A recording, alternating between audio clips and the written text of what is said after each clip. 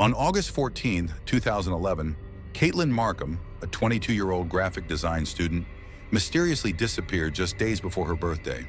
Her fiancé, John Carter, found her apartment unlocked, with her wallet, keys, and dog left behind. Nothing seemed disturbed, yet Katelyn was gone. The police initiated an immediate investigation, but no signs of struggle or forced entry were found. This baffled her family, friends, and investigators, who knew Katelyn as a responsible and kind-hearted young woman with a promising future ahead. As news of Katelyn's disappearance spread, Fairfield turned into a hub of concern and speculation. Hundreds of volunteers joined the search, distributing flyers and scouring nearby forests and rivers. Katelyn's fiancé, John, became a key figure in the effort, often appearing distraught in media interviews. However, whispers of doubt began to emerge as some questioned his demeanor and role in the investigation. In 2013, 2 years after Katelyn's disappearance, a grim discovery was made in Cedar Lake, Indiana. Human remains wrapped in black tarp were found dumped in a wooded area. Using dental records, authorities confirmed they belonged to Katelyn. Her body was dismembered, and investigators labeled it a homicide. This gruesome finding reopened the case and raised unsettling questions about the identity and motives of the killer. Police re-examined John's alibi, which relied on internet activity logs showing he was home watching a movie. However, witnesses claimed to have seen him leaving his house late that night with another car. These discrepancies, combined with his calm yet inconsistent statements, led investigators to suspect John might be hiding something. Friends of Katelyn revealed that she had been contemplating ending her relationship with John due to his aggressive behavior and drug use.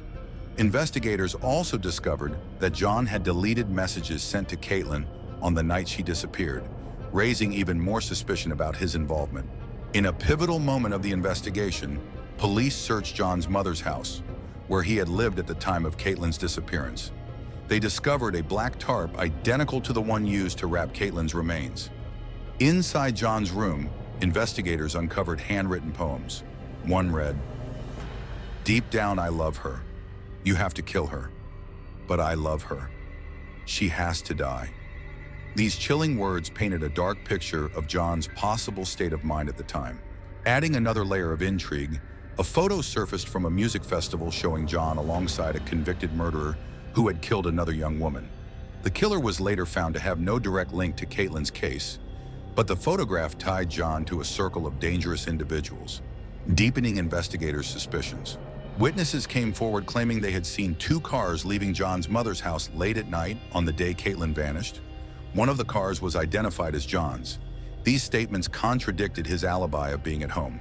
The other car, linked to a close friend, Jonathan, hinted at a possible accomplice in the crime. Jonathan, a close friend of both John and Katelyn, became a person of interest. Investigators discovered he had been evasive in interviews and present at the same music festival as John. While Jonathan denied involvement, detectives suspected he might have assisted in disposing of Katelyn's body. Reviewing digital records, investigators found that John's phone was turned off at the same time as Katelyn's on the night she disappeared. Additionally, he deleted several incriminating messages. These actions, combined with false statements about a good morning text, painted a picture of deceit.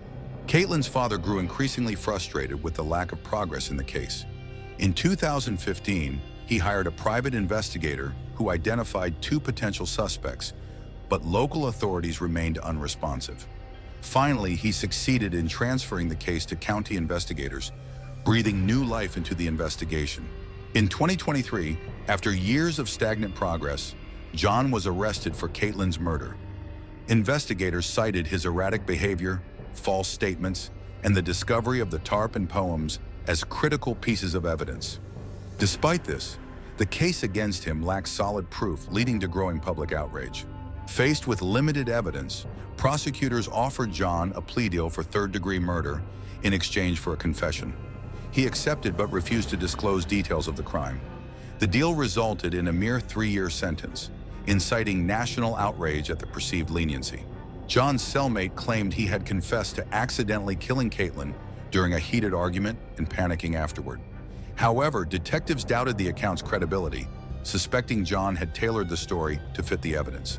One detective, who had spent decades interrogating criminals, described John as uniquely unnerving.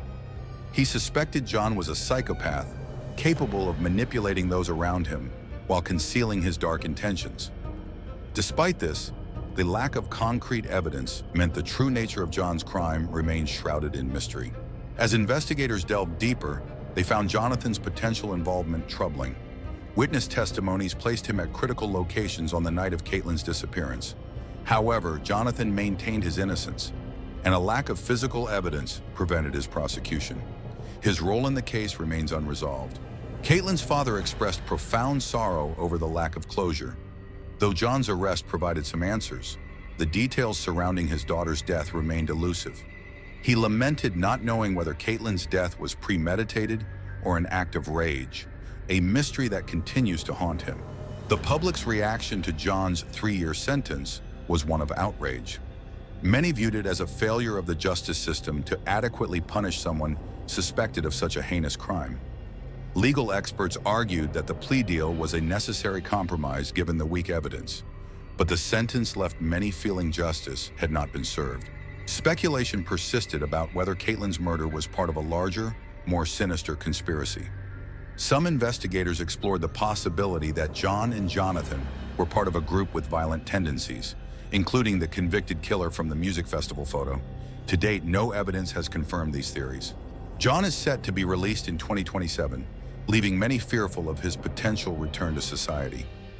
Katelyn's family, though resigned to the outcome, continues to seek answers about what truly happened on that fateful night.